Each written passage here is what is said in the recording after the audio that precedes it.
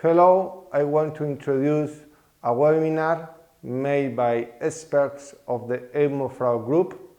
The EUMODDRAUD group is a group of experts for an European project financed by Hercules program, and our interest is to present several main results of this group to research to investigate the problematic of corruption and fraud in Europe. Particularly, this webinar will analyze the problematic of the use of European funds, particularly the European Regional Development Funds and Cohesion Funds.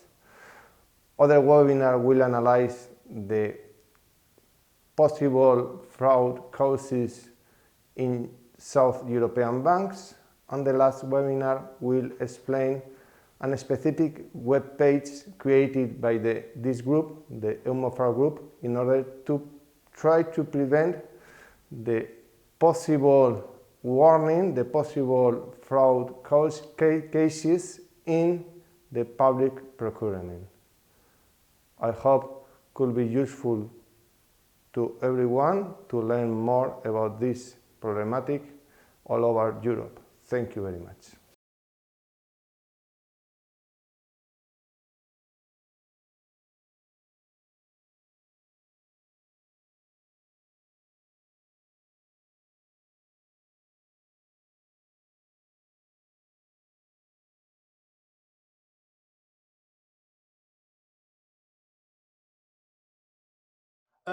Welcome to Thomas Baumgärtler's and my presentation of our research paper.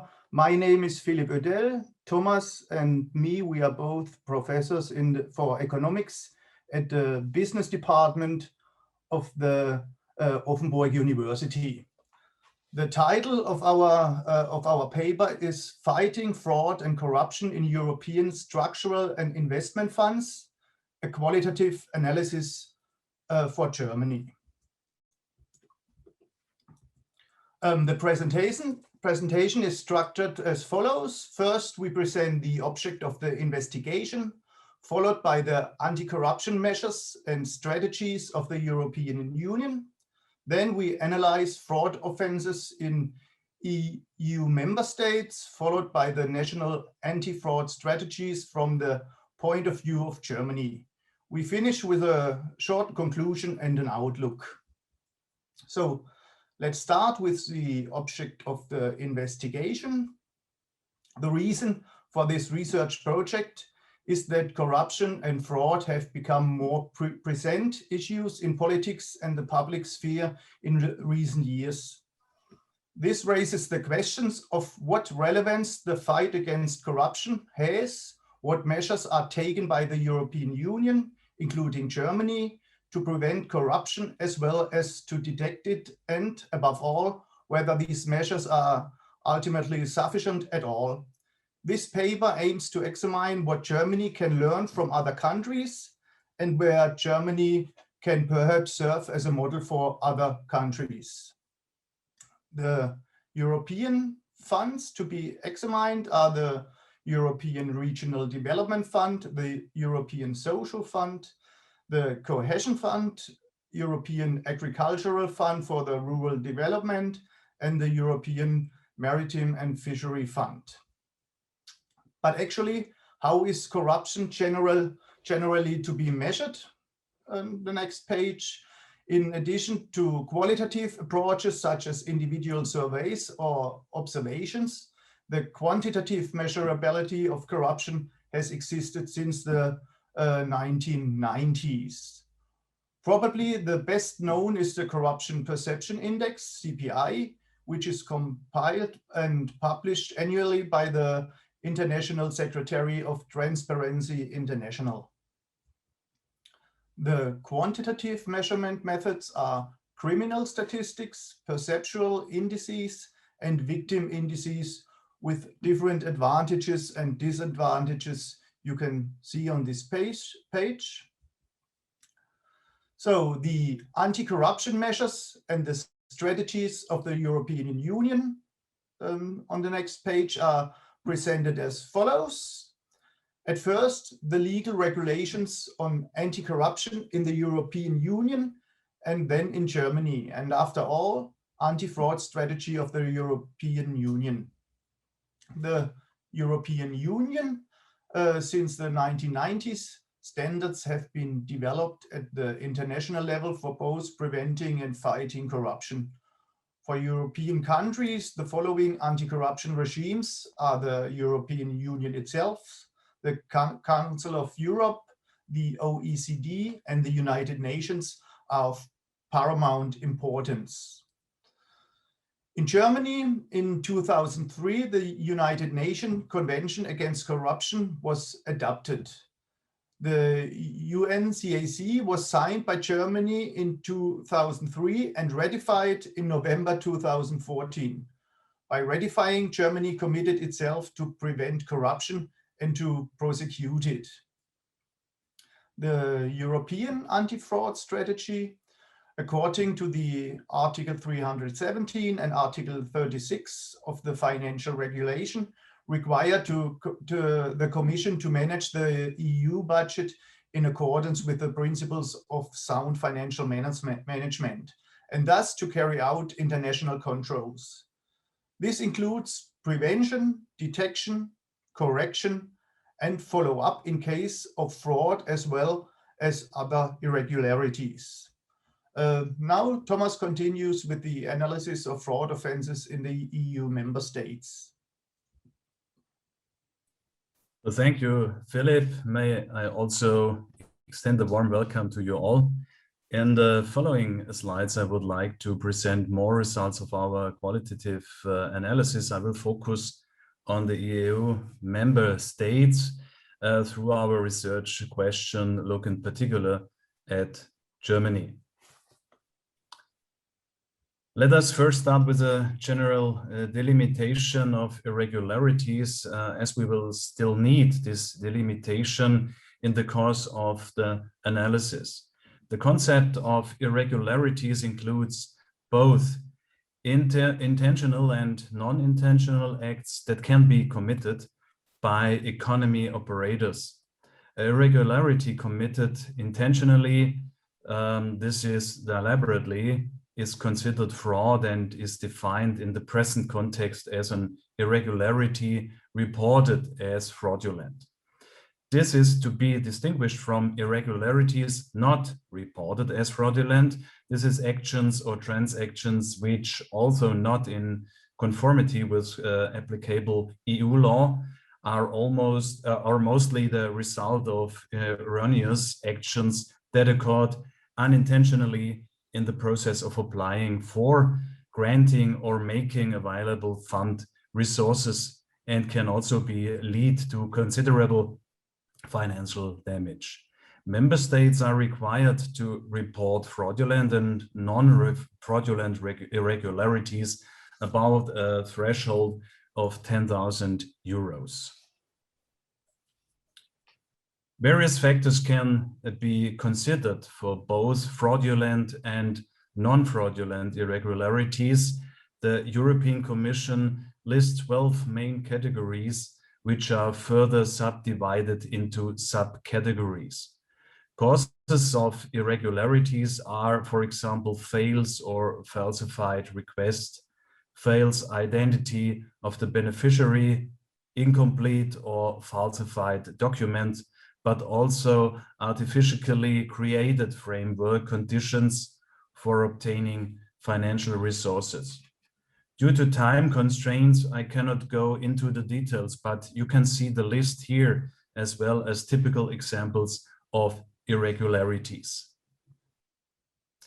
Here you can see the other categories and examples of irregularities from non-action to other causes. In order to identify and combat fraud risk, member states need effective risk systems. Each member state is required to take anti-fraud measures under the Article 125 4C for the EU directive. The European Commission offers the member states 2 risk systems to manage and combat their risks in EU funds. It is the Arachne risk scoring tool and the self-assessment tool. I will now briefly describe both tools. The administrative authorities, therefore, need systems to detect fraudulent behavior. Above all, this includes analytical procedures that detect anomalies. Arachne is such a tool for extracting data, especially company data. It is a risk assessment tool that can increase the efficiency of project selection, administrative reviews, and audits, and improve fraud investigation, prevention, and detection. The tool is particularly suitable for identifying and assessing fraud risk in the area of European structural and investment funds, such as public procurement. Arachne captures 7 main categories of risk and further subdivided them into 102 individual risks. The European Commission recommends that all member states of the Union use Arachne for risk management. In this slide, you could see, for example, the concentration with 13 individual risk, for example, beneficiaries involved in multiple projects or contractors involved in multiple projects, just for example. So the problem is Arachne does not comply with German law. For reasons of data protection and company-related data, the tool is not used in Germany. This information was also confirmed to us in interviews with responsible persons from the Federal Ministry of Labor and Social Affairs and the Federal Ministry of Finance. In comparison between countries shows here on this slide 20 that Arachne is used very differently. You can see here the distribution of the number of operational programs from 2014 to 20, for which Arachne is used in each member state as a share of the total number of operational programs of that member state for the period 2014 to 20. Arachne is now being used more in the Czech Republic, Italy, Luxembourg, Slovenia, Portugal, and Bulgaria. It is not used in 7 EU member states, including Germany. These are findings for the year 2019.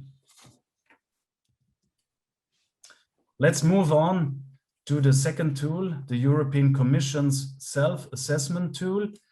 Germany is taking its own approach to risk management. In the anti-fraud strategy, the responsible federal ESF managing authorities use the self-assessment tool in the management and control system based on Microsoft Excel. The tool is currently used in Germany for the operational program ESF Federal 2014 to 20. The tool is used for self-assessment of the risk of fraud, and the self-assessment team is formed that includes specialists from responsible federal ministries and administrative authorities. The aim is to achieve the most comprehensive, networked, and effective approach possible in the assessment of fraud risk. Using the self-assessment tool means, on the one hand, identifying and assessing the program-specific fraud and corruption risk, and on the other hand, describing and assessing the measures and precautions taken to combat fraud and corruption. The risk description and assessment with the associated countermeasures are divided into 5 risk areas in the tool, which you can see on this slide below. It is the expression of interest and application procedure, the implementation and record keeping at the beneficiary, also specific risk in the implementation of financial instruments, then the certifications and payments, and at least the procurement and contracting.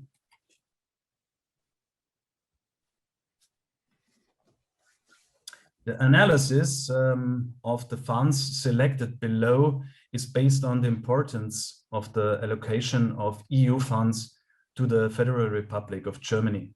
According to this, Germany primarily receives financial resources from funds to the common agriculture policy and fisheries at the state level from the Regional Development Fund and at the federal level from the Fund to labor market and social policy measures.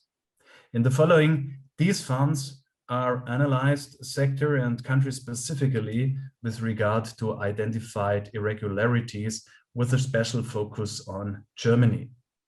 The following analysis focuses exclusively on fraudulent irregularities in the program period 2014 to 20 in the selected EU funds, and also addresses different categories of irregularities. So the main focus is here the fraudulent irregularities, not the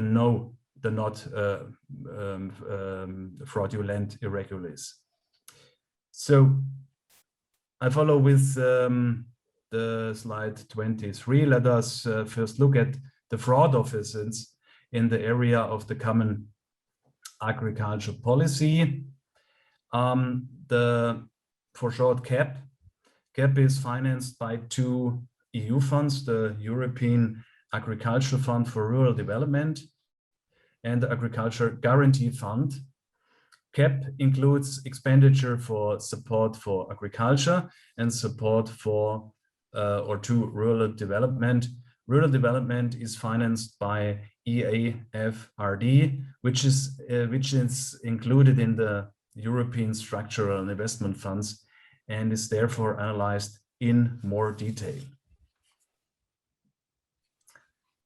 First country comparison on irregularities reported as fraudulent in the agriculture sector is shown in this figure. The detected fraud cases with a law volume of more than 1 million euro are concentrated in a few countries, namely Romania, the Czech Republic, Italy, Denmark, and Spain.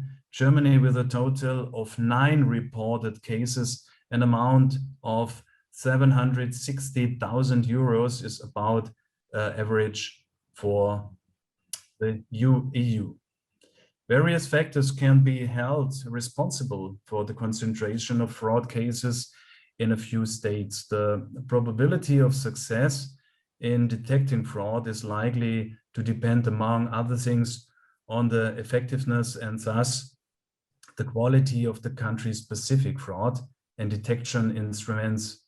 This also raises the questions of the extent to which the toolbox has been applied and fraud prevention measures have been consistently introduced. In the member states, the criminal law application necessary to protect the EU budget also varies, which could further explain the difference between EU countries. An important indicator in the field of fraud evaluation is the so-called fraud detection rate, for FDR for short. The ratio is determined according to the following equation: total final financial amount affected by suspected and established fraud in relation to the total expenditure. Let us now look at the fraud cases specifically in the field of rural development in individual EU member states. This graph compares FDR in the Common Agriculture Policy and in rural development in the period 2015 to 19. CAP is the blue pillar, RD is the orange pillar. On the one hand, it shows that FDR is rural development is consistently higher than for CAP in its entirety. Countries with a high above average FDI in CAP and RD, like are Romania, Lithuania, Estonia, Bulgaria, Denmark, Hungary, Slovakia, Portugal, and Poland. This finding correlates highly with the values from CPI, the Corruption Perception Index, with the exception of Denmark and RD. There are only 9 cases, but this results is in a high involved amount. Germany is clearly below the EU average with 9 cases in CAP and 16 detected cases in RD. Let's take a brief look at the other funds. The Cohesion Fund, the ERDF and the ESF. Both the number and the financial amount involved in irregularities reported as fraudulent are highest for ERDF. In terms of the financial amounts, CF accounts for around 20% of irregularities. In terms of the number of fraudulent irregularities, ESF accounts for around a quarter of cases. Let's look again at FDR, the fraud detection rate. Across all funds, the ESE funds, Slovakia provides a significant deviation, as Slovakia reports an FDR of about 23%, which means that almost a quarter of the expenditure received is classified as fraudulent irregularities. This is a really very high proportion. However, this is due to only 3 cases, which generate a loss volume of 850 million euros. Slovakia is thus a significant outlier. Deviating from this, but still with high FDR values, are Latvia and Denmark, followed by Greece, France, and Hungary. It is astonished that Denmark, which is generally little affected by fraud and corruption, has a significantly high value of 0.39%. The category of countries which with a really low FDR below 0.05 to 0.02% also includes Germany, which with 0.04%, which suggests that the existing measures to combat fraud and corruption are having an effect. Finally, member states with an FDR of 0%, for example, Belgium, Cyprus, or Spain, are supposedly without fraud. However, the criticism of the European Court of Auditors is likely to apply here as well, by which administrative authorities of the member states examined by the court make no or only insufficient reports on cases of fraud or suspected fraud.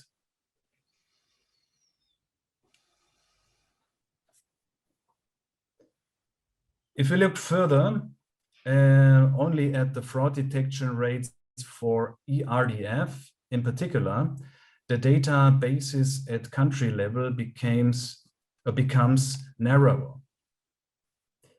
Of 28 possible EU states, only 70 countries reported their specific FDR in 2019, as you can see here on in this chart.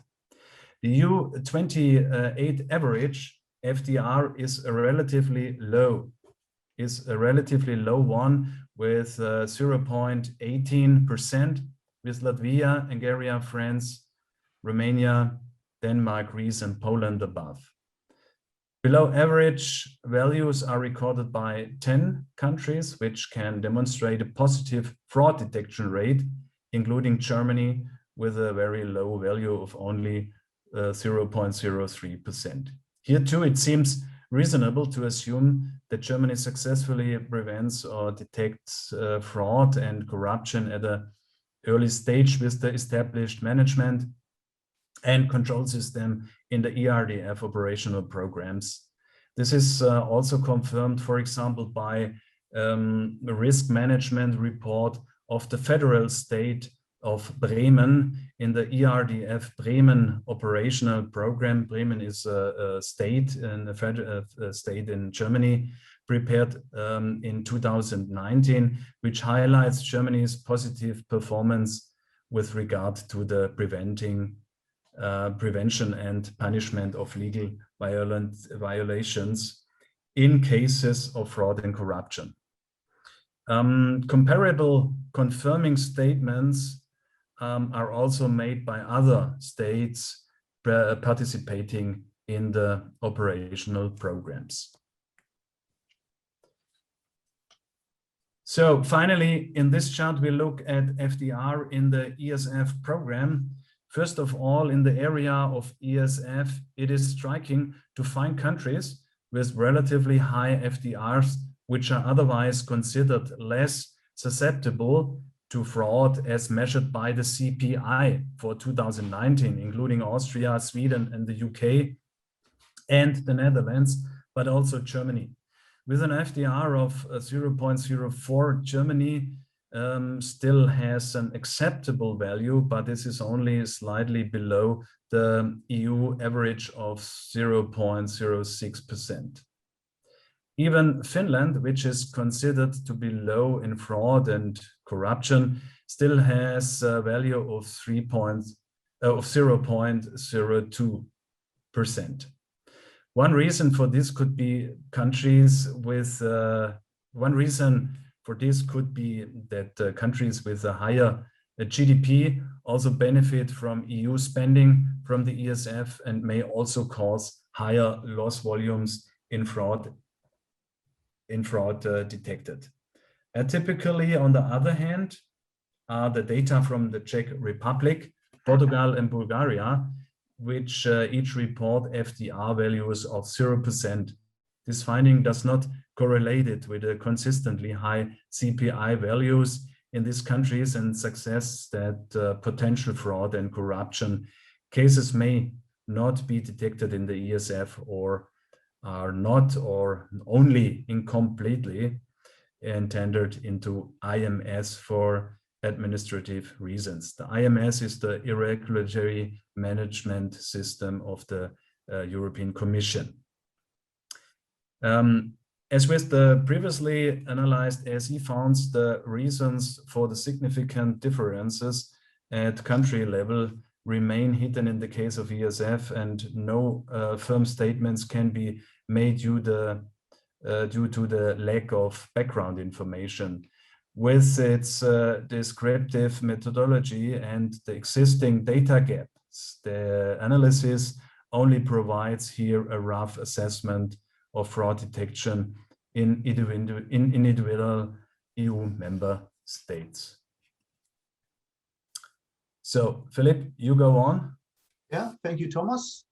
So the shifts that Thomas showed raise the question, are there special structural features in Germany? So in which dimensions is Germany probably a special case? Germany has a successful record of fraud detection, is one of the countries with a low fraud detection rate, and is also well below the EU average at the funds analyzed. Two questions arise. Are the audits in Germany sufficient at all? And if yes, what are the special features in Germany that make it a country with a low level of fraud and corruption? So we have a look on the national anti-fraud strategies from the point of view of Germany. The main focus lays on the operational program ESF Federal Germany. Evaluation of the interviews with the ministries and managing authorities involved. Interviews were held with the Federal Ministry of Finance and the Federal Ministry of Labor and Social Affairs. Together, further evidence on fraud prevention in the ESF from the perspective of a German federal ministry and managing authority. What are the agencies involved in the program? For each operational program, OP, the national authority shall appoint the following institution: a managing authority, a certifying authority, and an audit authority. Concerning the testing system in Germany, important criteria to detect special structural features are the institutional cooperation, the fact that Germany is a federal state, and the risk assessment tools in the operational programs used. So have a look on the institutional cooperation. The administrative authorities implement the funding programs according to the OP and pay particular attention to social financial management, so-called first level check. The certifying authority prepares the payment applications to the European Commission. It certifies that the data come from reliable accounting systems based on verifiable and audited supporting documents. The audit authority ensures that the management and control system of the OP are functioning. To this end, it audits the management and the projects on the basis of representative samples and declare expenditure. The audit authority operates independently and strictly separate from the other authorities. What are the specifica of a federal state? Within the member states of the European Union, there are 3 federalist countries: Belgium, Germany, and Austria. All 3 countries are found on the fraud prevention statistics in the group with the fewest fraud offenses. Within the operational programs of the ESI funds, the procedure for organizing and distribution of competences for federally constituted states initially means additional work and costs. If a member state, such as Germany, has a federal structure, the funding and thus the administration of the funds is handled by the federal states under their own sovereignty. Here, the administration of each federal state forms a payment agency.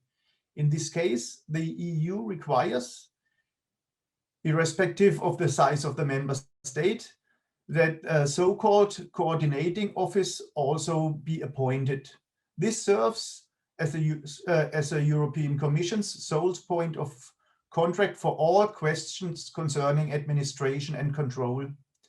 The Federal Ministry of Finance, together with the Federal Ministry of Food and Agriculture, acts as the coordinating body for the 16 German paying agencies.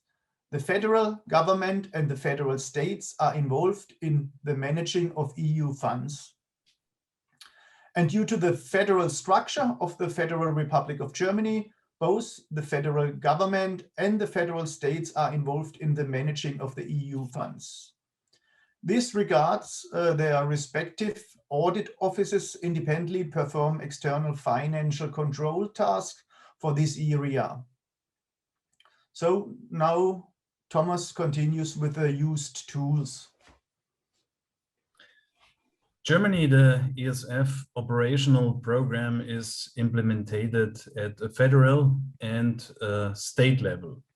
The following remarks primarily refer to the fight against fraud and corruption in the federal ESF programs of the operational program. It is called ESF Bund, Germany 2014 to 20. Bund means federal, the federal structure. So the management and control system established by ESF Managing Authority include different principles of action as an essential part of the fraud and corruption prevention and control strategy.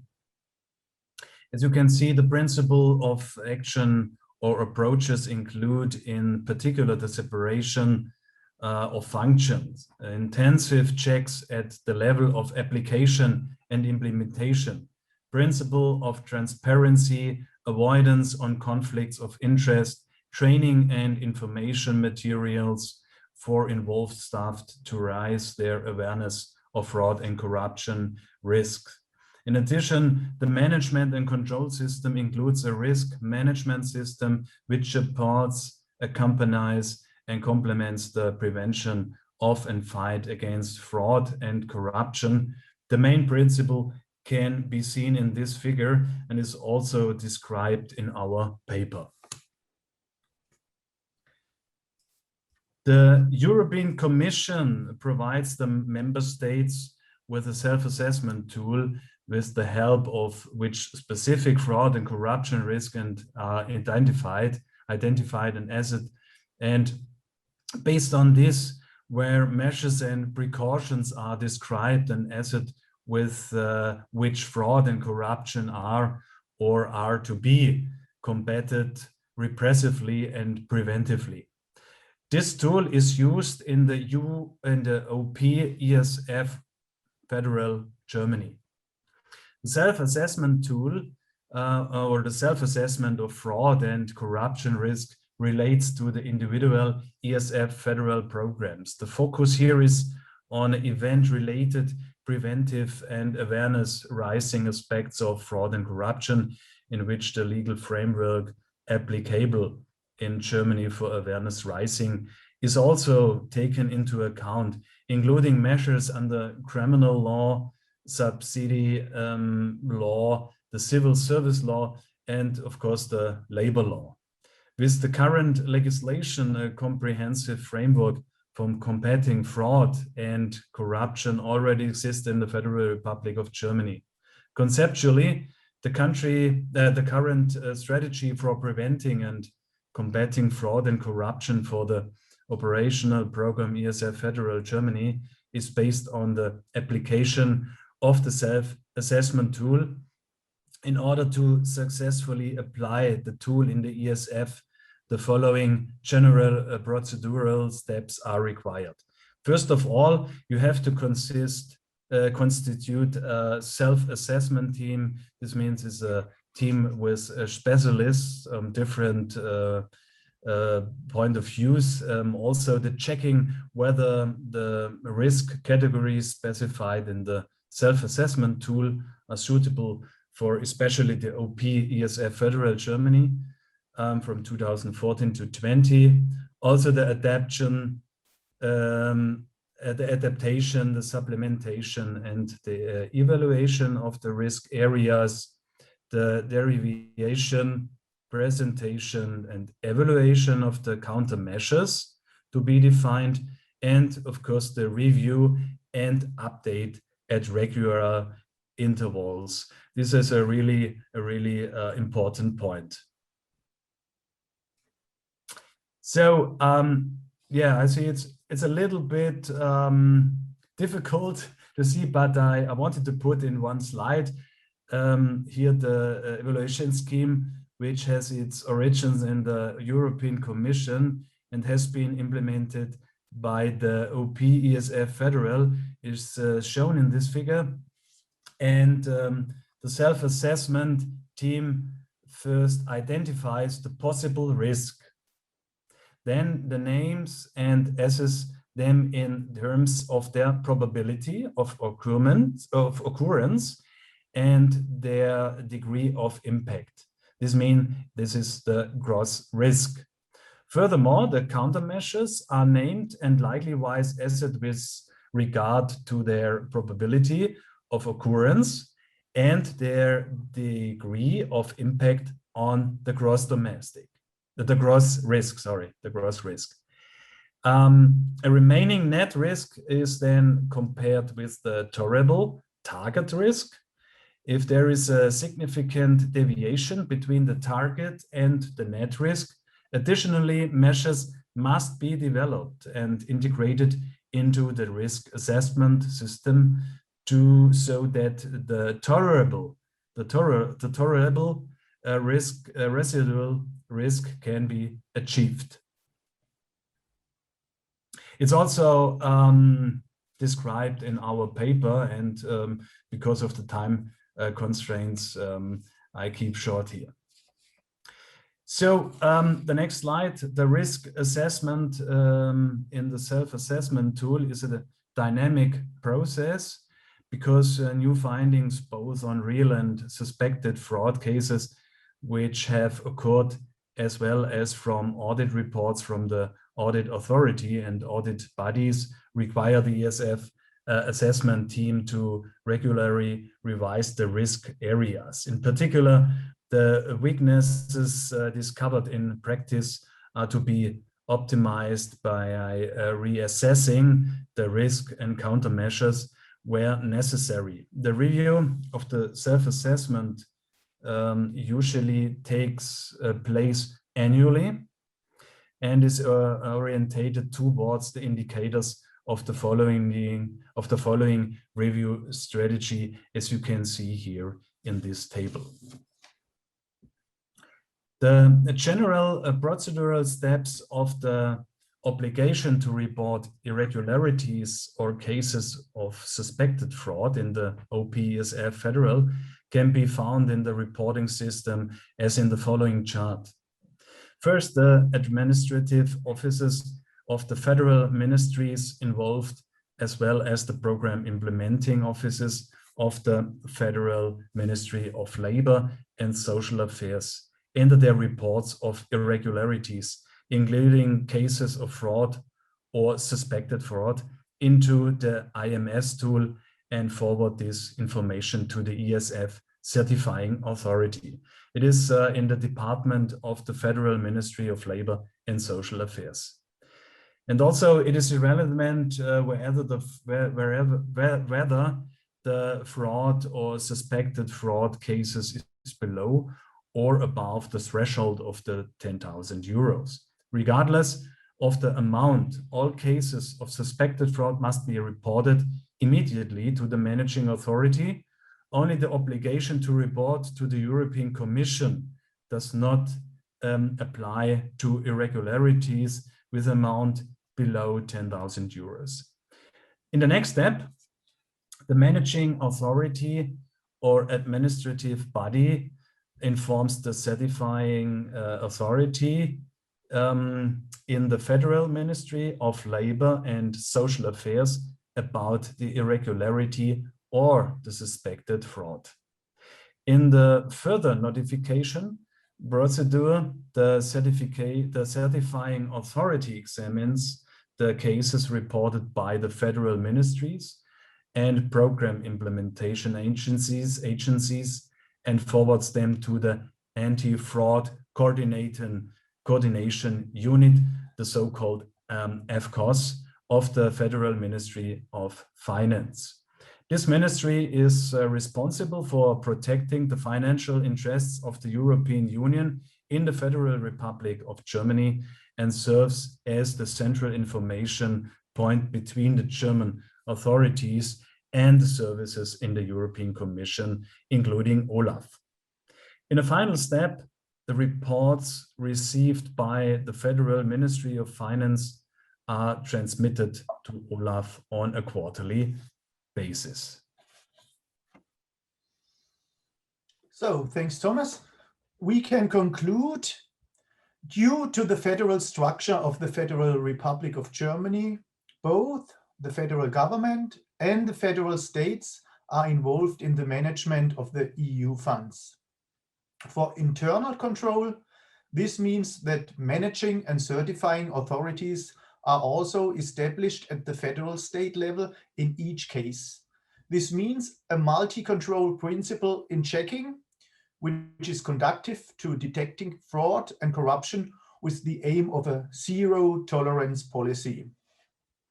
In addition to this institution of internal financial control, external financial controls operate at both European and national level.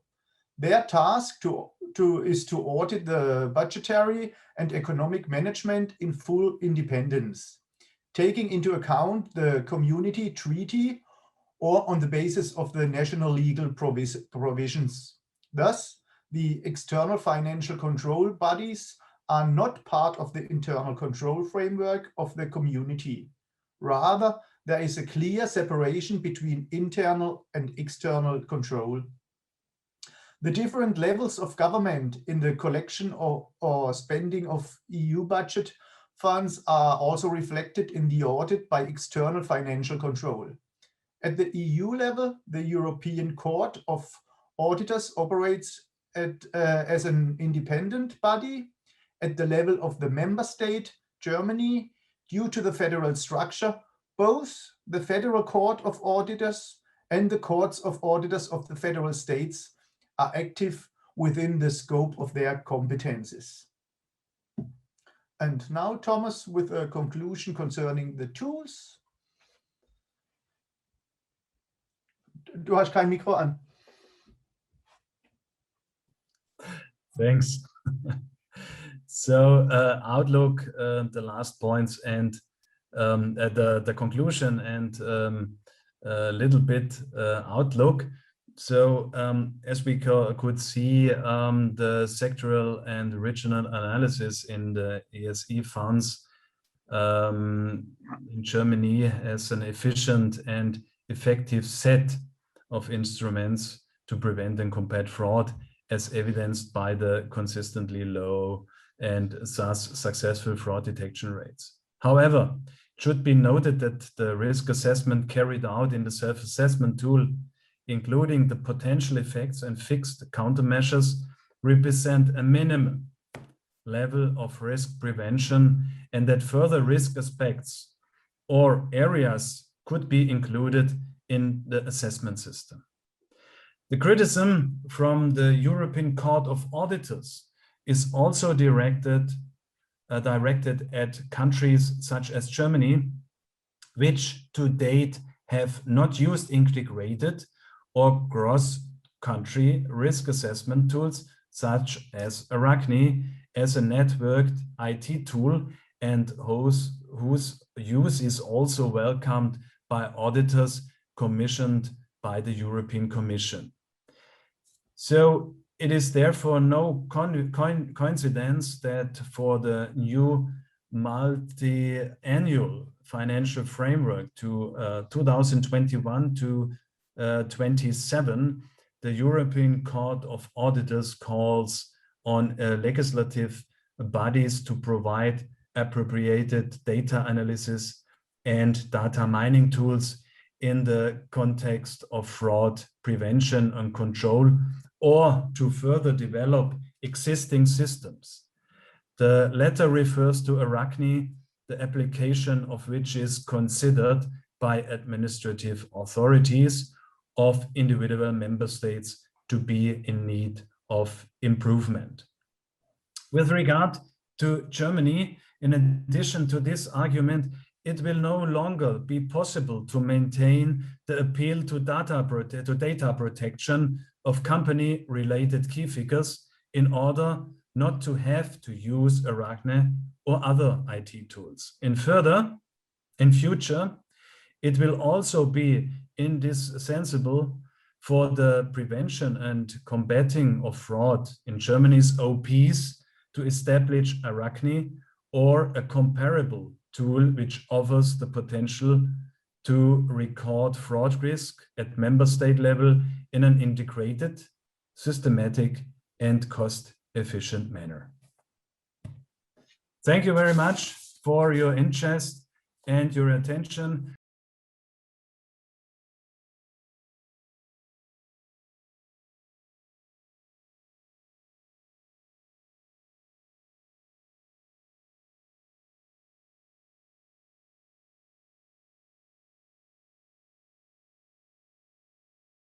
Okay, so good morning. My name is Salvatore Polizzi, and I am a PhD candidate from the University of Palermo in Italy.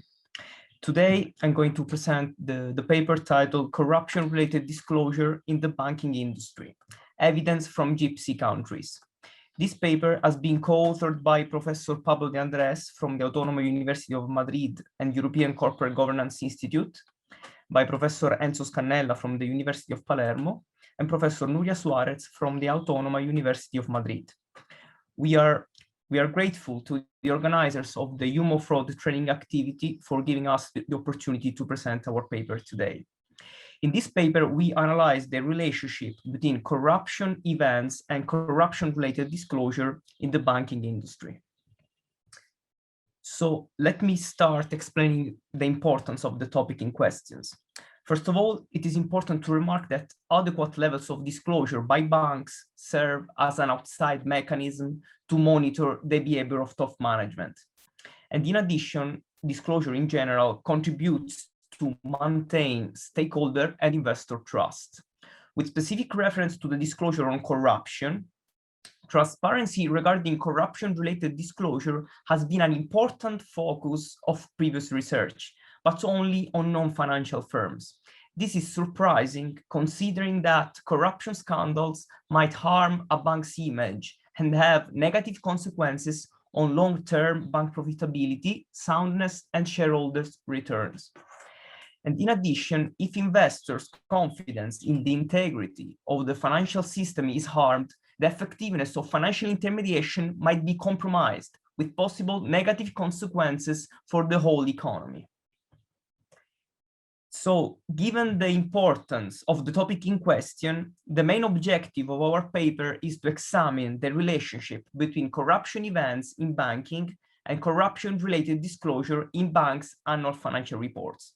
So basically, the sign of the relationship between corruption events and disclosure depends on whether banks are more prone to restore their legitimacy after the occurrence of a corruption scandal, or whether banks that were not involved in corruption events are more willing to differentiate themselves from corrupted entities. I'm going back to this theoretical argument in a minute, but let me first describe the main strands of literature related to our paper. First of all, there are several studies that focus on disclosure in the financial industry, and there are also other studies that examine corruption-related disclosure in non-financial firms.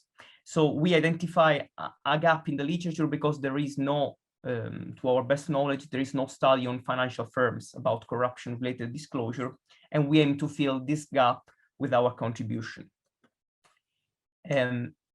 Because the literature on corruption-related disclosure in the banking industry is very scant. This empirical analysis allows us also to investigate into the relevance of various dimensions, including institutional quality, bank regulation, and corporate governance mechanisms. So let me describe briefly the two main strands of literature related to our paper. So as I already mentioned, we contribute to the literature on the disclosure in the banking industry. And amongst the most important contributions that provided by Sauerbach et al. Analyze the important relationship between disclosure and financial stability. This strand of literature analyzes various types of risks. They are mainly financial risks. And so, for instance, there are some studies on credit risk and on market risk. And there are also some contributions on operational risk. And they focus on this kind of risk because they are motivated by the fact that this kind of risk is not as highly regulated as the other kinds of financial risks. There is also an important strand of literature on CSR disclosure, so on the disclosure on corporate social responsibility, and it focuses on various aspects, including the environmental disclosure, the social disclosure, but not on the disclosure on corruption. And this is exactly where we position our paper. Another specific stream of the literature analyzes the determinants of CSR disclosure in banking.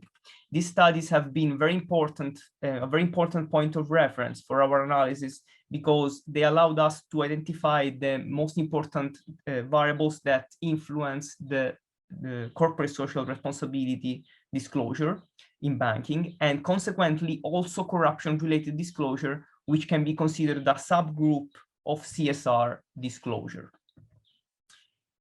There are numerous theoretical frameworks that are adopted in the empirical literature, and we show them in these slides. They are the following: so the agency theory, the impression management theory, and so forth.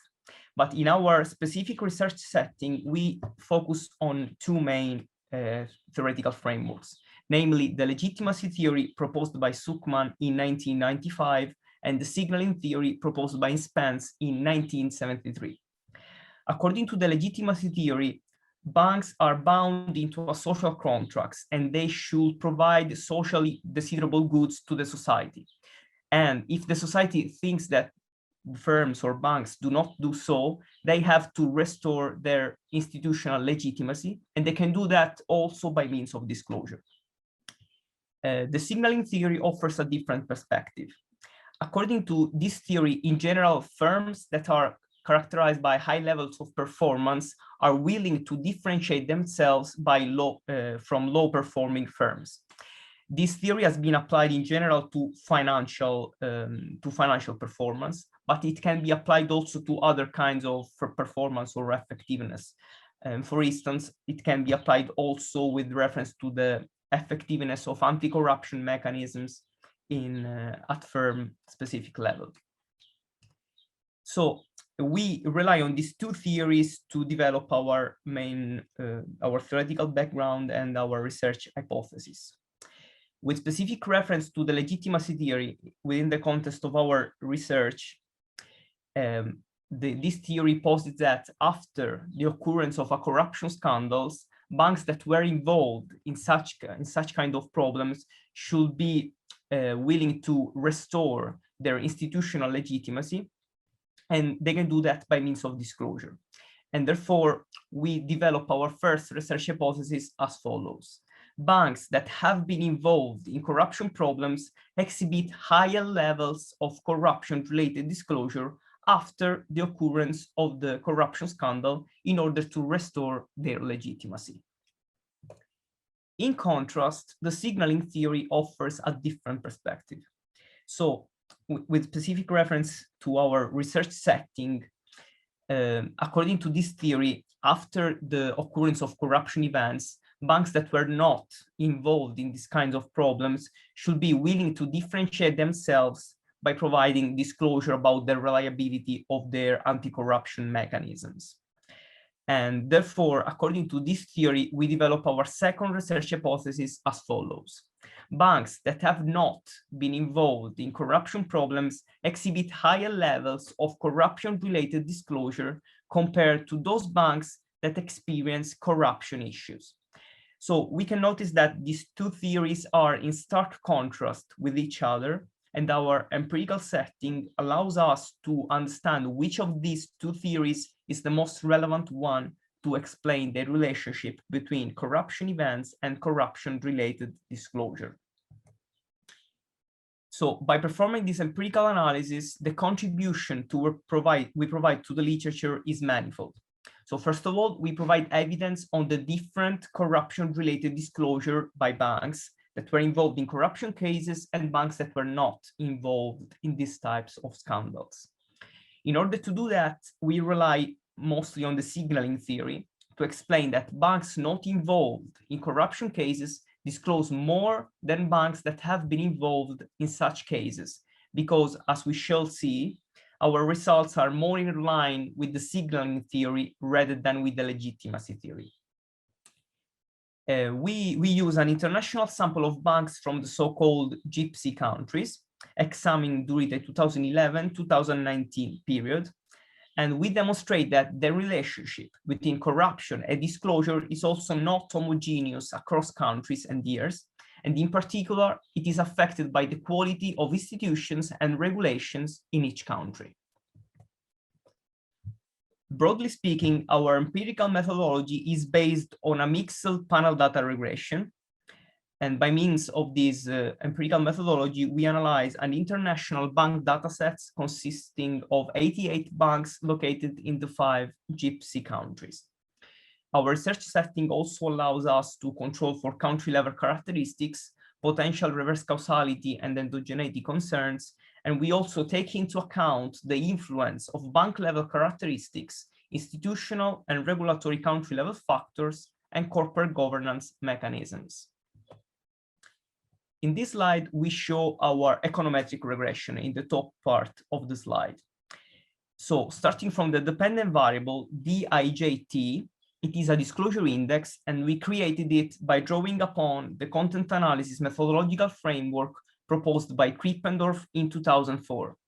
More specifically, we created a disclosure dictionary, which is specifically tailored to analyze corruption-related disclosure in bank annual financial reports. We created this dictionary by selecting the most relevant words to test our research hypothesis by drawing upon a selection of sources. And this dictionary has also been subsequently validated by a panel of experts. So the results of this procedure is a list of 88 words, and we aggregate the occurrence of these words in the financial reports of the banks by means of the formula that we show in the lowest part of these slides. So DIJT, the disclosure index, is equal to the summation of the number of occurrences of the words of the dictionary in the annual reports divided by the total numbers of words of the report. So going back to the econometric regression in the top part of the slide, we regress our disclosure index DIJT over DIJ 2011, which is the initial level of disclosure at the beginning of our sampling period in 2011, corrupt, which is a dummy variable that identifies banks that were involved in corruption scandals and banks that were not involved. And we also introduced bank-level controls, country, and year fixed effects. Just to give you an idea about our disclosure dictionary, in this slide, we report the old dictionary, which consists of 88 words, and they include the most important terms such as corruption, misconduct, misbehavior, and so forth. As already mentioned, we selected these words from a comprehensive set of sources that include the glossary of corruption-related terms provided by the U4 Anti-Corruption Resource Center, the standard 2005 205 on anti-corruption by the Global Reporting Initiatives, the glossary of corruption-related terms provided by Corruption Watch, the so-called corruptionary, so the dictionary of corruption terms provided by Transparency International, and other sources. And as already mentioned, this dictionary has been validated by a panel of experts in banking, corporate social responsibility, and disclosure. In our empirical analysis, we analyzed the effects of two different dummy variables. The first one, as already mentioned, is corrupt, which is a dummy variable equal to 1 for those banks that experienced corruption problems and 0 otherwise. Therefore, this dummy variable allows us to differentiate between banks that were involved in corruption scandals, what we call corrupted banks, from banks that were not involved in corruption scandals, so banks that we call uncorrupted banks. The second indicator variable is corrupt after, which is equal to 1 for corrupted banks, but after the corruption scandal becomes public. And so this dummy variable allows us to examine the effect of the spread of the news of the corruption scandals on the disclosure on, about corruption. As already mentioned, we also introduce a comprehensive set of bank-level controls lagged by 1 period, and they are the logarithm of total assets, the cost-to-income ratio, the level of capitalization, and so forth. And we also include sigma j and delta t, which are respectively country and year fixed effects. Let me describe briefly the sample selection approach that we adopted. So we needed to identify banks that were involved in corruption scandals and banks that were not involved in this kind of problems. So in order to identify the banks that were involved in corruption scandals, we searched for corruption scandals news in the most reputable news publication websites, including the Financial Times, Il Sole 24 Ore, Expansión, and others. Unfortunately, it was not always easy to understand whether a certain scandal could be considered a corruption scandal. And so in order to be consistent, we adopt a very clear definition of corruption, and we selected all cases that fall under this exact definition. And in particular, we follow the definition proposed by Pellegrini in 2011. And I won't read the old definition, but basically corruption is defined as the misuse of entrusted power for private gain. And it includes various types of behavior, such as bribery, misappropriation, and others. So we, by means of this approach, we were able to find a group of 22 banks that were involved in corruption problems. But we still needed to identify a sort of control group of banks that were not involved in corruption problems. So in order to do that, we rely on the literature on CSR disclosure in banking that identifies three main determinants of the disclosure on corporate social responsibility, and therefore also on corruption, the disclosure on corruption. The most important variables are size, profitability, and the amount of deposits. So we use these variables as matching criteria to identify a sample of uncorrupted banks. And in particular, we selected for each corrupted bank from a certain country A, we selected the closest bank, uncorrupted bank with the closest level of size, the one with the closest level of profitability, and the one with the closer level of amount of deposits. And so in doing that, we selected a control group of banks that were not involved in corruption scandal, and they are in total 66 uncorrupted banks. As already mentioned, we focused on the so-called Gypsy countries, and they are the following: Greece, Italy, Portugal, Spain, and Ireland. We decided to focus on these countries because they share important characteristics. And in particular, they represent the most troubled economies of the Eurozone during the last decade. And overall, they are characterized by higher levels of perceived corruption, according to the Corruption Perception Index proposed by Transparency International in 2019. And so to sum up, we selected a sample of comparable banks that did not experience any corruption issues and compared it with the disclosure of corrupted banks. We selected the banks from the same countries that have the closest levels of size, profitability, and amount of deposits. However, for those countries that have a limited number of banks, such as Greece and Ireland, we needed to slightly adjust these methodologies because it was not always possible to find a comparable uncorrupted banks for each corrupted bank. And so in this case, we selected other banks, other comparable banks from the other Gypsy countries. And so our final sample consists of a treatment group of 22 corrupted banks and a control group of 66 uncorrupted banks.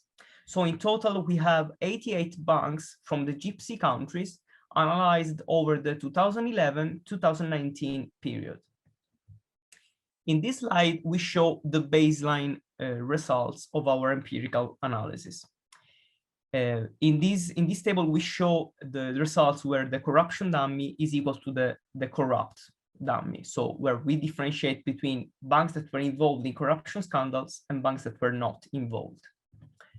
In the first row of this table, we can notice that the corrupt dummy enters the regression with negative coefficients and negative and statistically significant coefficient.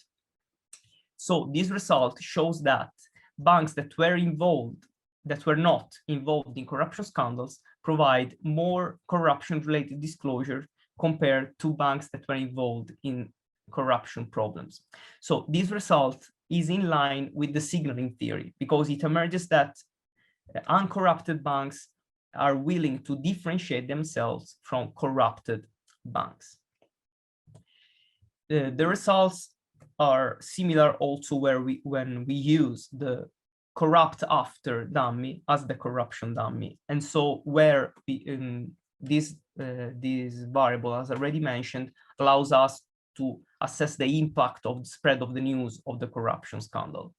And also in this case, the results of this dummy variable is negative and statistically significant at conventional levels.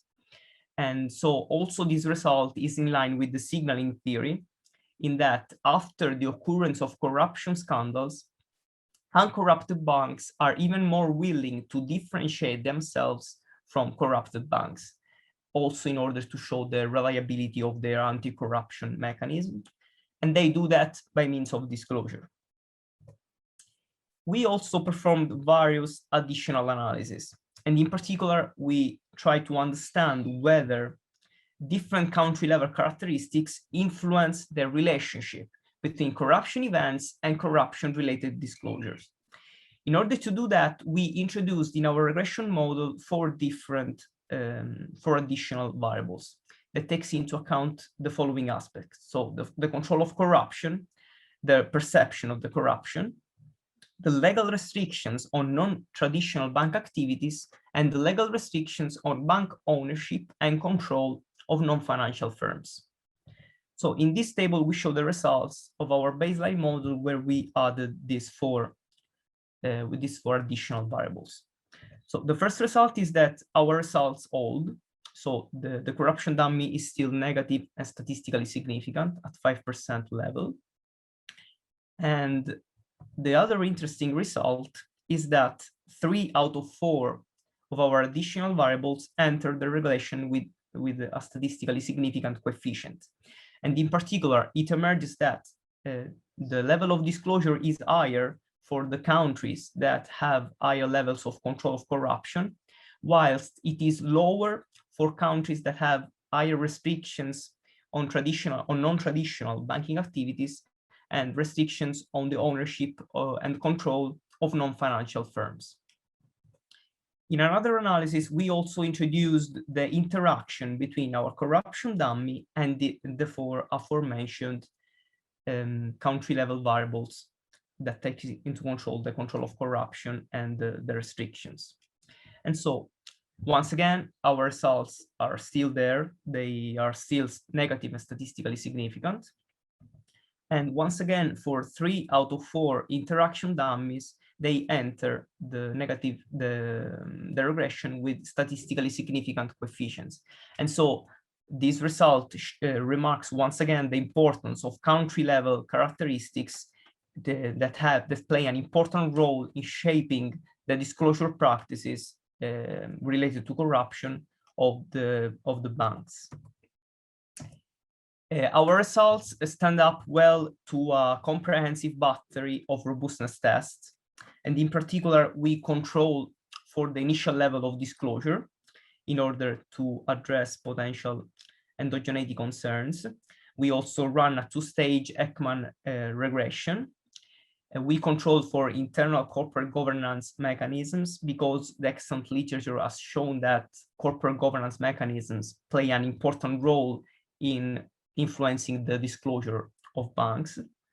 We also perform a placebo test where we assign randomly corruption events to our sample in order to test whether our results were driven by chance. We also excluded Italian banks because they represent approximately 50% of our sample. And we take into account also the effects of the EBA regulatory intervention, which in 2014 published some guidelines in order to enhance the consistency of the disclosure of banks at European level. So all these results hold, and they support all these robustness tests support the reliability of our results. And in this slide, we show three of them.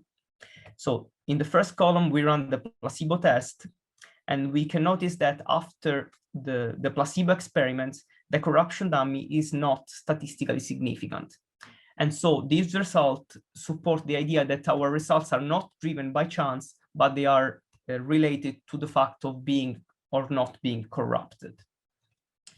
In the second column, we exclude Italian banks because they represent the majority of our sample, and the results are still there. The corruption dummy enters with a negative and statistically significant sign. And so it means that our baseline results are not exclusively driven by Italian banks. And in the last column, we introduced the interaction between the EBA dummy, which is equal after the publication period of these guidelines in December 2014. These guidelines published by the EBA, and the corruption dummy. It emerges that the result hold. It is the corruption dummy is still negative and statistically significant. And in addition, we do not find any significant coefficient for the interaction between the corruption dummy and the EBA dummy. Now, let me jump to the conclusions. In this paper, we carry out an analysis to understand whether and to what extent banks that were involved in corruption cases disclose more on corruption-related topics in their annual financial reports. In order to do that, we analyzed a dataset composed of 88 corrupted and uncorrupted banks from the so-called Gypsy countries. And these data are examined during the 2011-2019 time horizon. Our main finding is that uncorrupted banks disclose more than banks that were involved in corruption cases during the considered period of time. And these results are mainly in line with the signaling theory. And lastly, our empirical analysis allows us also to understand that uncorrupted banks tend to disclose more in countries characterized by higher levels of control of corruption, and in banking sector with lower restrictions on non-traditional banking activities. And so these results remark the importance of country-level characteristics and the regulation at country level to influence the behavior in terms of corruption-related disclosure in the banking industry. That's it, and thank you very much for attending this presentation.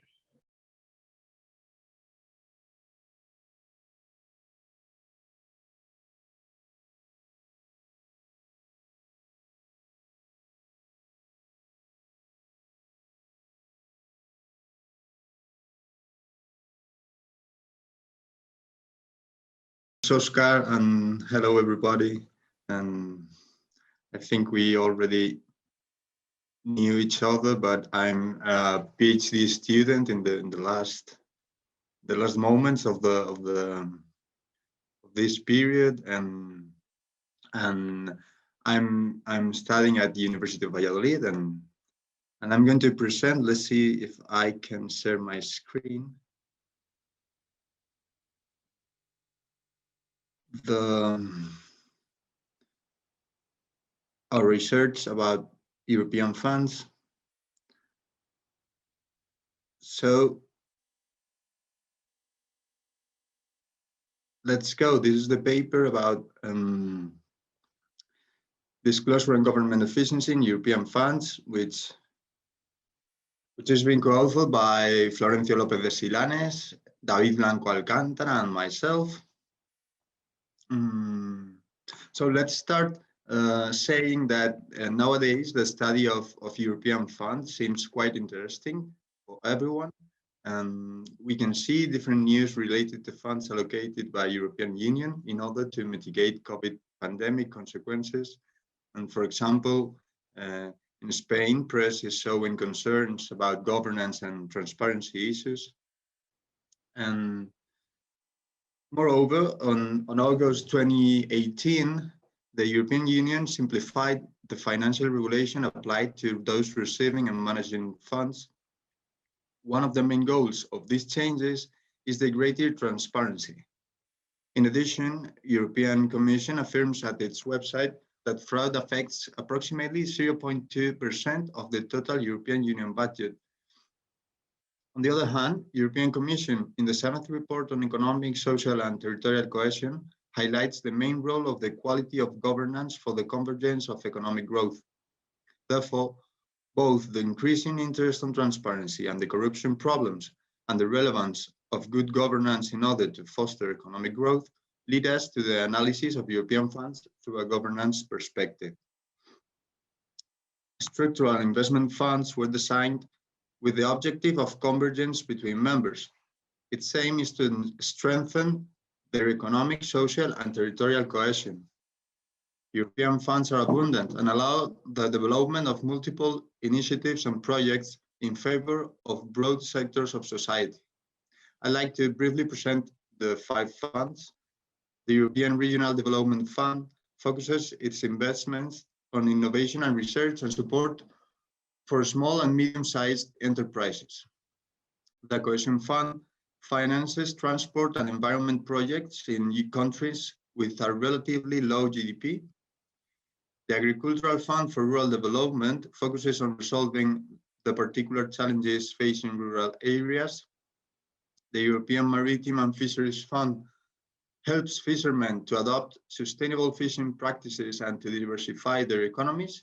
And finally, the Social Fund supports employment-related projects. It includes an extra amount for the Youth Employment Initiative.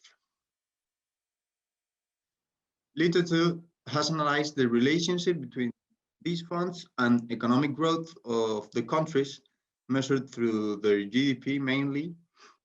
And authors agree in the convenience of these funds, while also find paths for improving efficacy, such as diversity through more local tailored investment. Regarding corruption, it is considered by many authors as one of the main problems for European funds being effective. For example, Adelbein in 2006 described how trust, corruption, and bureaucratic quality underlies contractual incompleteness and inefficient market transactions. In this vein, Fazekas posit that public procurements constitute an important potential path for corruption, given the possibility of generating closed networks where allocating contracts. On the other hand, the actual development of governance indicators allow to study funds through this perspective, and therefore we may be able to suggest a few ideas in order to improve its use. As I said before, European Commission in the 7th report on economic, social, and territorial cohesion highlights its relevance in order to foster economic growth. Several papers have also studied the relevance of the rule of law and governance efficiency for the better performance of a country.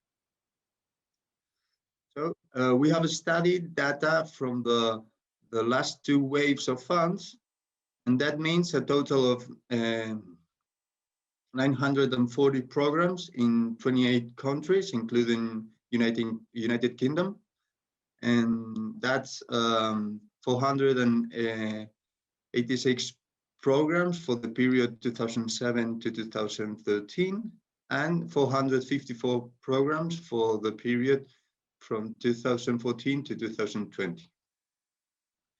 We don't have include interregional programs, and in this figure you can see the percentage of funds received by each country, and Italy, Spain, and France are the countries with more funds. Now, in these maps, allowed to compare amounts for the receiving countries in the last 2 waves. We can see that, generally speaking, northern and eastern regions receive smaller amounts than those in the south. Also, we can observe changes between waves, such as France receiving more funds in the last wave, or Netherlands receiving less.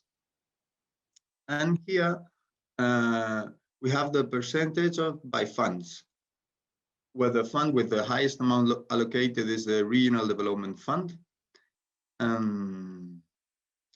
So we first analyze this data with visual tools like these ones, and showing differences between funds and countries through maps. And in a second step, we go through regression analysis. Now, regarding variables,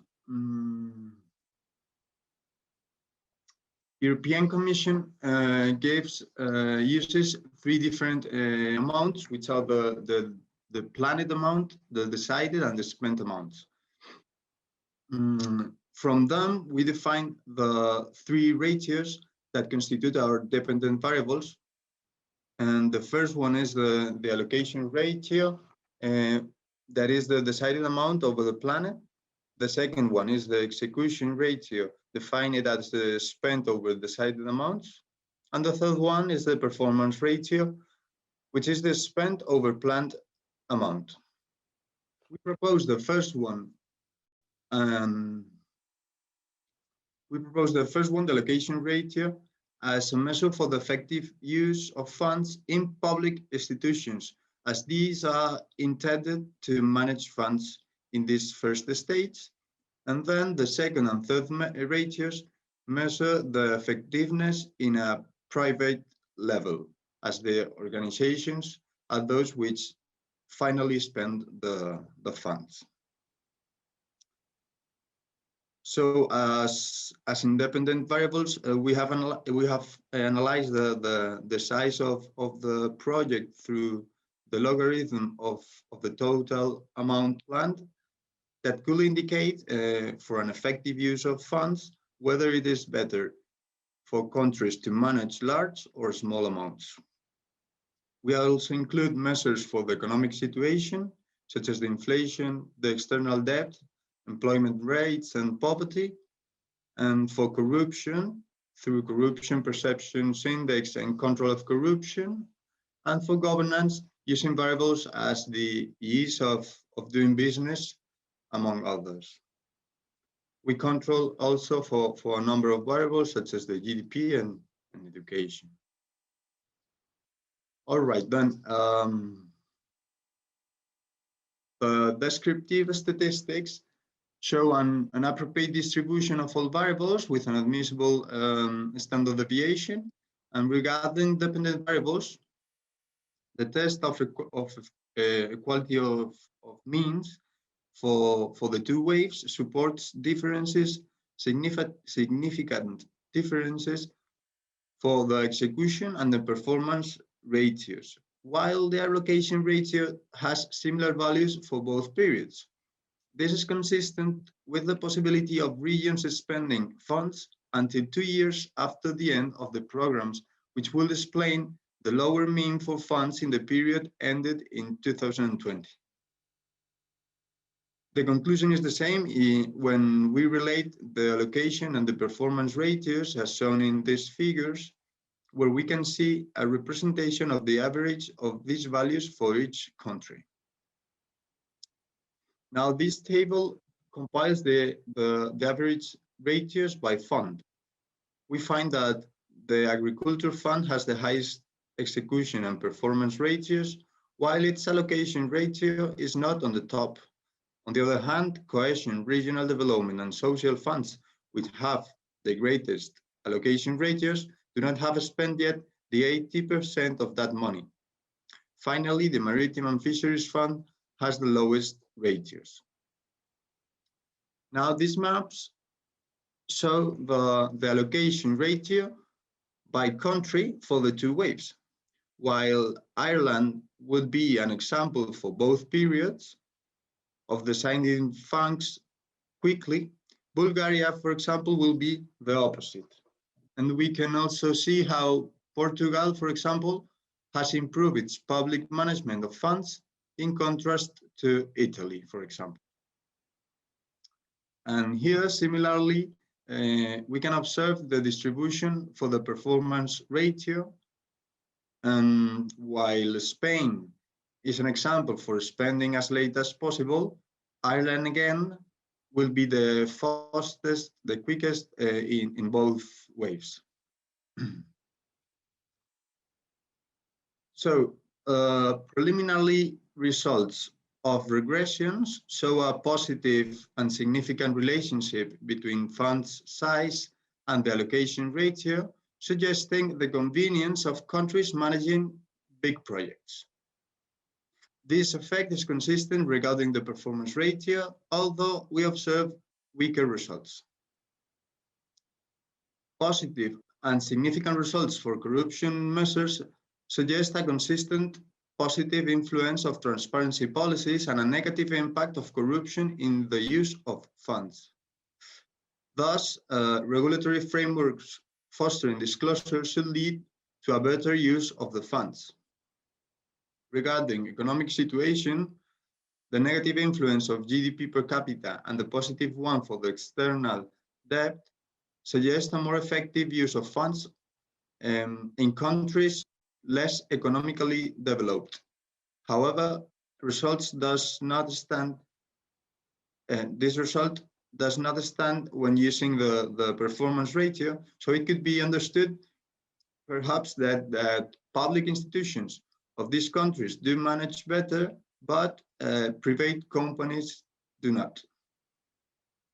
And this statement would be consistent with the negative relationship obtained for the ease of doing business, as the easier starting private business, the worse use of funds. Results for education and financial stability do not seem significant.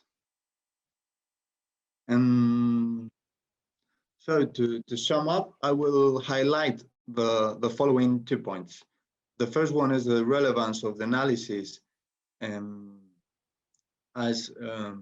well, the European funds mean an enormous amount of money that could be quite helpful for the development of each country, and consequently, any effort supporting its effectiveness will greatly benefit the entire country. And the second conclusion, governance concerns are very current issues, and the European funds are not an exception. And likewise, corruption identification and removal are also should be a priority in the management of European funds. Final results may shed light in order to strengthen and facilitate a better use of the funds, contributing with suggestions for requirements that the European Commission may demand to the receiving countries. And that's all. Thank you very much, and every comment will be highly welcome.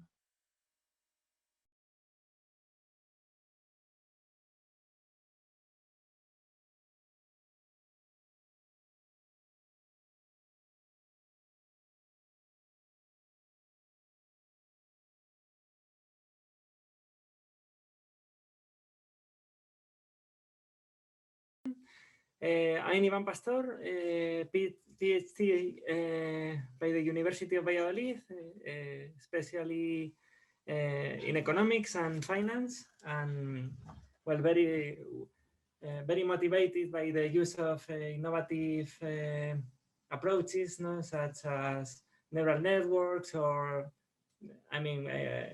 artificial intelligence, or big data in general, no.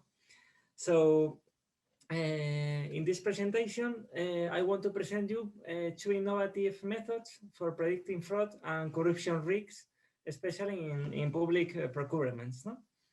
And these initiatives have been only possible thanks to you, Oscar, David, Andrea, Felix, and Elena, who also participate in these initiatives. No? So let me share my screen to show the presentation. Okay, let me, because I'm working with 2 monitors, and it's quite complex to have everything okay. Let me change.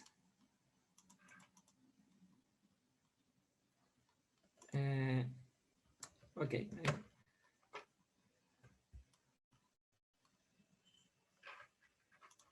Okay. Give me just a second, please.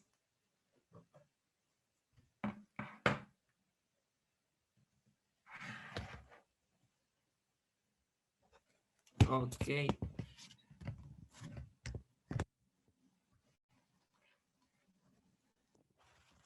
Okay.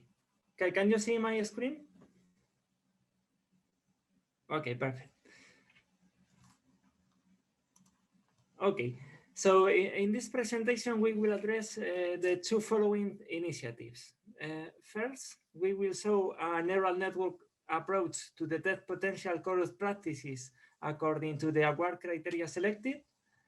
And then we will finish showing an interactive dashboard of European public procurements. So let's start with our first point of the agenda. Public procurement is the process of purchasing goods, services, or works by the public sector from the private sector. Public procurement represents a substantial share of the world trade.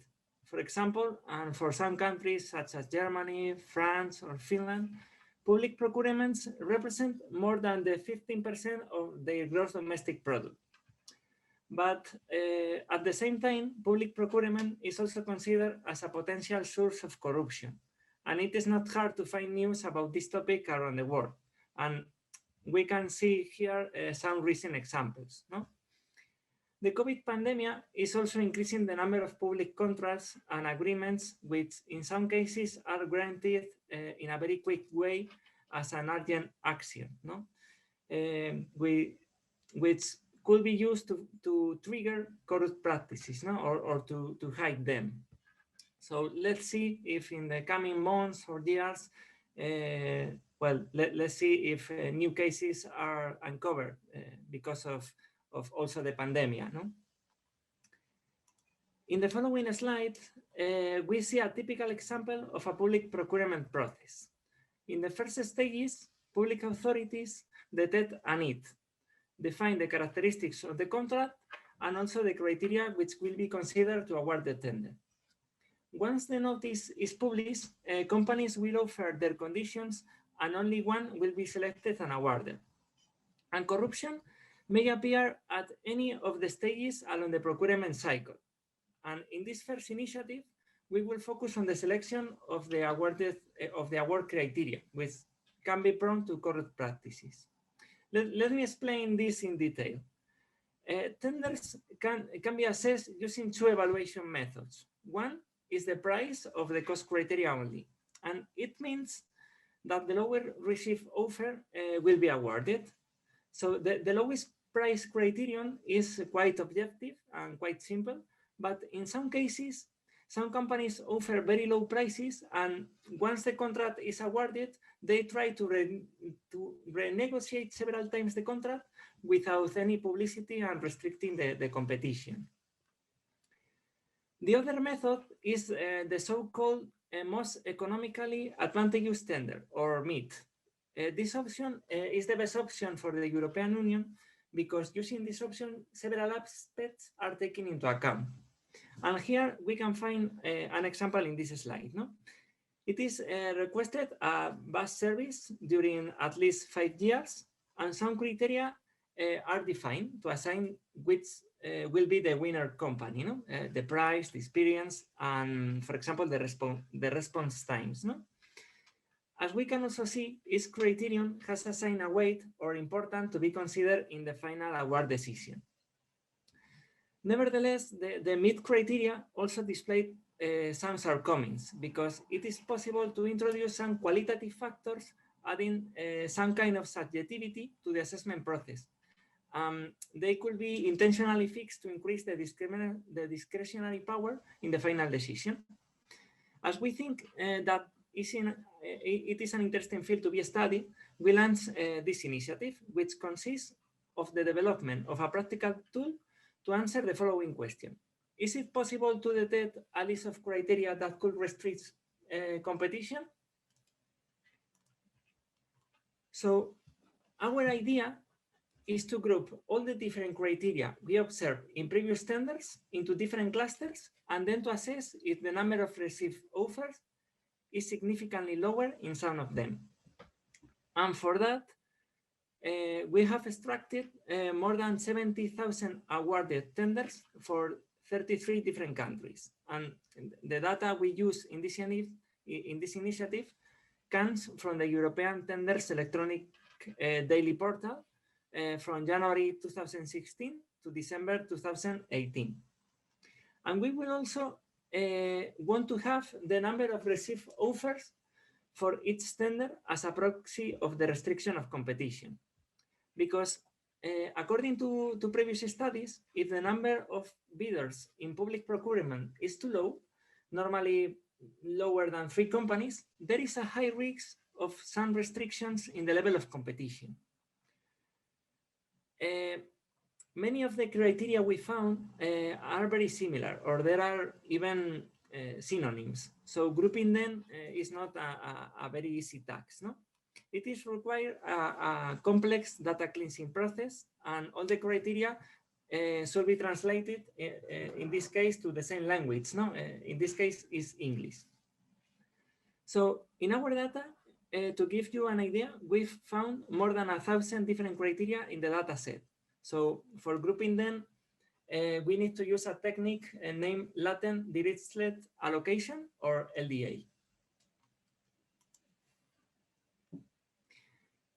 Latent Dirichlet allocation can be considered as a natural language processing technique. And we want to apply LDA to classify its public procurement in different levels according to their list of awarded criteria. And let's explain how LDA works with an example. Let's imagine that we have a set of 3 tenders which have different selection criteria. For example, the first tender here on the left has only one selection criteria, the price. But on the other hand, we have a second tender, which will be awarded considering maintenance and service. And finally, we have a third tender on the right, which consider the experience and the price.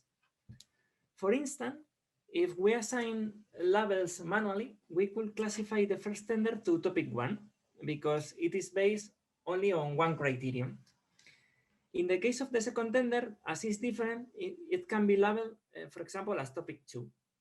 And finally, we could classify the third tender as a mix of topics. For example, 70% of topic 1 and 30% to topic 2. Maybe the process could be considered as very easy because we have only 3 tenders, but it is not feasible for our data set of public procurements. Therefore, with LDA, we want to make this process in a more automatic way. LDA will consider each tender as a probabilistic distribution of different topics, and each topic will be at the same time characterized by a probabilistic distribution of words. So the goal of the LDA is to learn the topic mix in each tender and the word mix in each topic. So as I understand, it's quite difficult to understand in this way. We have included here a kind of summary of how an LDA model is trained. So we first have to choose the number of topics we think there are in our corpus. In this first example, we have selected only 2 topics. Then the LDA algorithm is going to look at all the criteria in our list of tenders. So here we have only 4, and it's going to randomly assign each word in only one of the 2 topics. So for example, on the top left there, we have our first tender, and let's say the word maintenance is going to be randomly assigned to topic 1. Now we know that this is incorrect, but this is just the first random assignment. Then LDA is going to calculate how often is this topic in the first tender and how the word, maintenance, is present or occurs in the topics overall. So based on those 2 things, LDA will change the topic assignments for this word, because the maintenance criteria doesn't occur much in topic 1. So in the next iteration, the maintenance criteria is likely to be assigned to topic 2. LDA is an iterative approach that is done word by word and by topic until the algorithm converges, or when eventually the topics will start to make sense. So it is an intensive and very time-consuming procedure. Also, to avoid subjectivity from our part, for example, determining the number of topics in the model, some measures are commonly used to determine if the number of topics is also well selected. Well, we have applied this technique to our data set of tenders, and we found that the optimal number of topics is 4. So each tender can be already classified to a probability distribution of topics as shown in this table. For example, the first tender, which has two different criteria, belongs in an 80% to topic 1, a 12% to topic 2, and so on. At the same time, each topic is defined as a vector of words and weights. So the higher the weight, the most important is this word in this topic. As a result, we have obtained that topic 1 assigns high importance to technical or quality criteria, while, for example, topic 3 is mainly characterized by the price criterion. So at this point, we could classify each tender under the most dominant topic, which means to the topic with the highest probability. So in the case of our first tender here, the most dominant topic is topic 1. Therefore, we will have only 4 different groups of tenders. This is the main idea of this approach. In the following slide, we just display the average of tenders where the number of received offer is lower than 3 by each group. And it is shown we obtain interesting results as we see significant and statistical differences among the different topics. According to this slide, for example, the 51% of tender classified under the topic 3 has received less than 3 tenders. To be classified under this topic, topic number 3, means that the most common criteria are related mainly to the cost and the price. So therefore, these results are quite aligned with the European expectations that believing that the MID criteria is less prone to present problems limiting the competition. No? We could have ended up here. Nevertheless, we observe some shortcomings in this approach because we are not considering the total distribution of topics, losing some important information.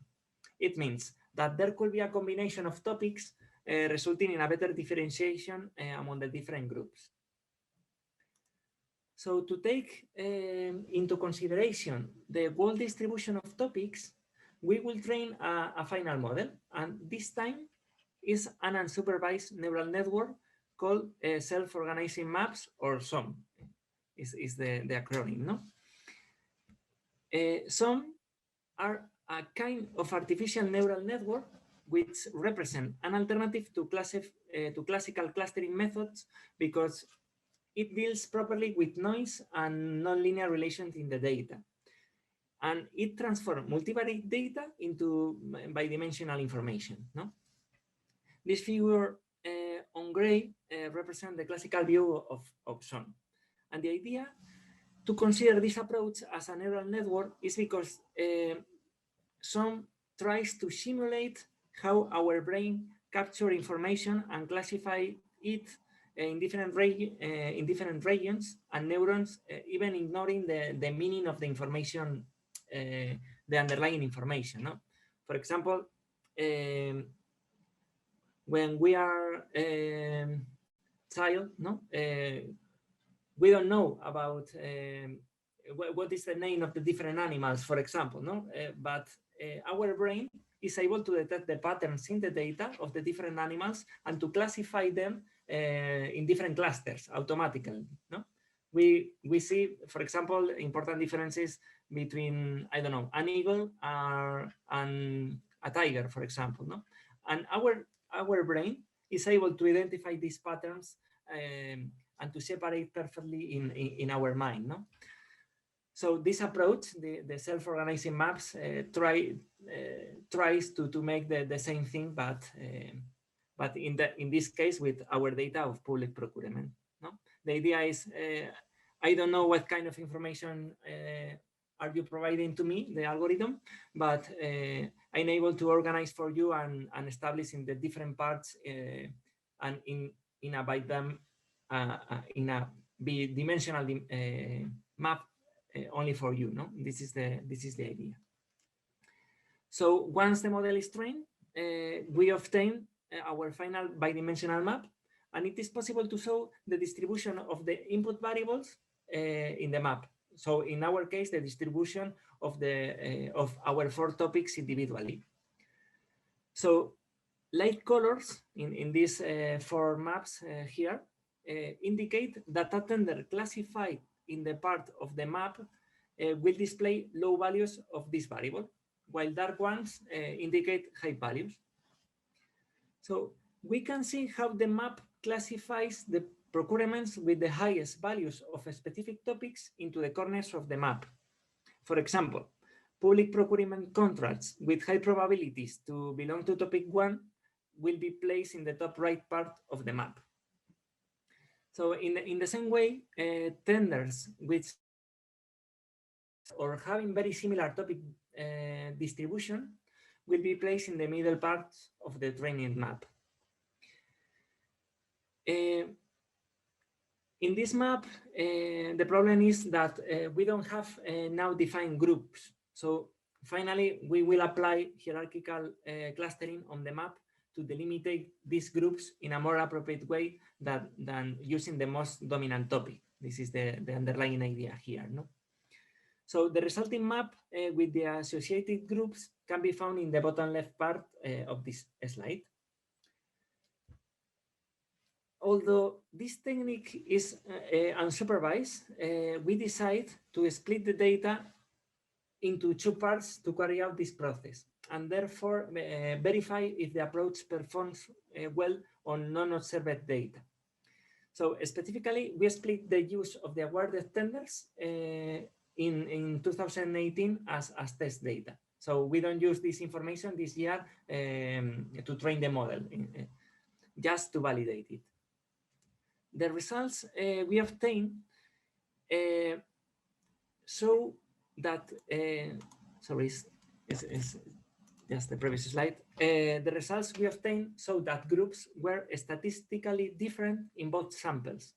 So our model can identify which tender display more discretional criteria and which are more prone to receive a low number of offers.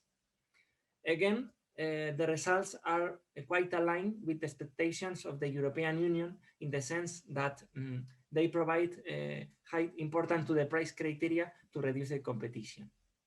So this model, we know, is complex, but it could be very useful to detect which criteria could trigger problems, limiting or restricting the competition, adding some kind of subjectivity and increasing the discretionary power in the final decision.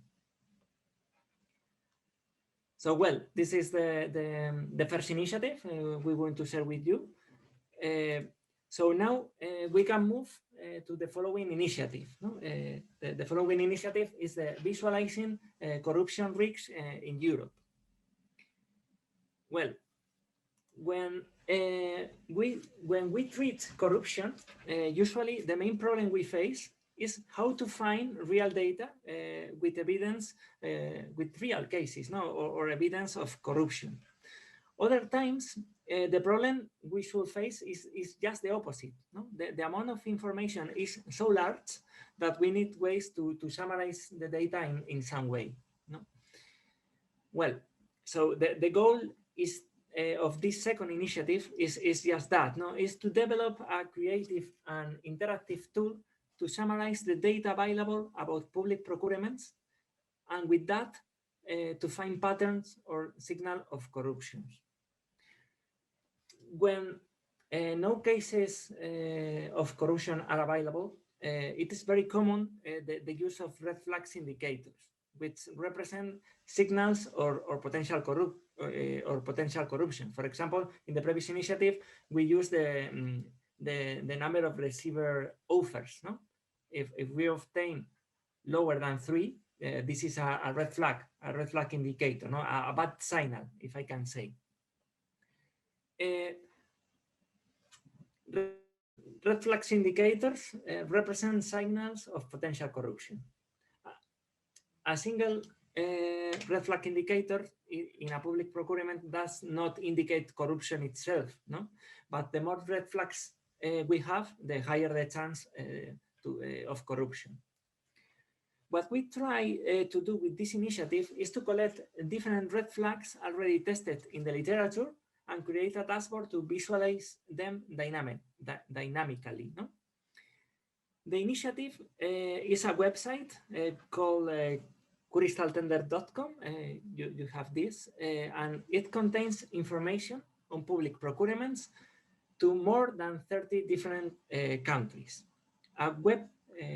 This website collects the last 5 years of information of European tenders. This dashboard provides information related to the total amount of public procurements, the detailed list of awarded companies by country, details about the different procedures and the evolution of tenders over time. So a lot of information in a very summarized way, if I can say. Furthermore, it also contains a section where countries and public authorities' behavior is assessed. So the most common red flags are identified by country and by buyer name. And in this slide, we have included a concrete example. Specifically, we focus in German tenders. Granted in 2020. According to the dashboard on the website, the buyer with the highest number of red flags in this year is the Federal Office of Equipment, Information Technology and Utilization. Additionally, our tool shows that a total of 211 contracts has been awarded by this public authority. And we can also obtain the average number of red flags by awarded procurement. So following the example, the average number of red flags for this tender is almost 5. So it's quite interesting because with this information, it is possible to make a kind of rank ordering of the different public authorities, assigning public procurements, no? So I don't know, if we observe one specific public authority with all the awarded contracts display about, I don't know, 15 different red flags, maybe there is something to look into this public authority, or maybe it's a way to analyze in deep what is happening, no? In fact, I remember that a red flag is not a signal of corruption itself, but yes, it's a kind of signal, no? So we believe that this kind of tool is very useful to this purpose, no? And finally, it's better to see in action this website, no? And to do that, we have included this kind of video, a kind of demo, trying to access to the website we created and how it works, no? So let me show you. Oh. Okay. So it is a demo, but it is real. You go to the page. This is well, it's not very pretty, this first slide, but this is the important one, no? You can select different years. For example, here we are selecting 2020. I don't know, we can see different information, the number of awarded tenders by company. We can, in an easy way, to filter the information by a specific country. For example, here, Germany, when we observe the number of awarded tenders by company, we can, this is the, in this case, I put in pause, no? We are seeing all the tenders, German tenders, but as you can see here, the resident country of the awarded companies is different, no? They can come from Spain, from France, from companies placed in Poland, no? This is also relevant information, no? If I can say. We can see also the different procedures type, if the procedure type is open public procurements, how much negotiated with publicity, restricted. Well, in my opinion, is a powerful tool. No, this is in fact is created by Power BI. So we are filtering in real case, I don't know, close to 1 million of different observations, and Power BI is able to filter the data in just a second. No, for me, is quite powerful. So let's start again the video. So if we move to the following slide, this is the last slide I mentioned. We can filter by the different year, the specific country you want to see. For example, Germany, to be coherent with the presentation. And then we have a lot of information about the buyer name, the average sum or red flags, the number of tenders awarded by this public authority. And just below, for me, is quite relevant. You can see also the most relevant red flags used in the literature, applied on each specific contract awarded by the different public authorities. So we can see, for example, the first one here. Well, I don't speak German, so I don't understand this name, no? But the Van de Sant buyer name, from 211 tenders they award, close to 200 of them only receive one offer. No, this is relevant. No, maybe again, no, it's not a corruption signal. No, it's just an indicator. No, maybe they are offering a specific contract, so detailed contract, which is very difficult to other companies to stay in the process. No, because it's quite specific, or just only one company is able to provide this service. No, it's almost possible, but well, it's useful information to public authorities, no, to review if something strange is happening with a specific public authority. And well, in summary, is the two initiatives we want to present for this training session, no, is that. So many thanks for your attention.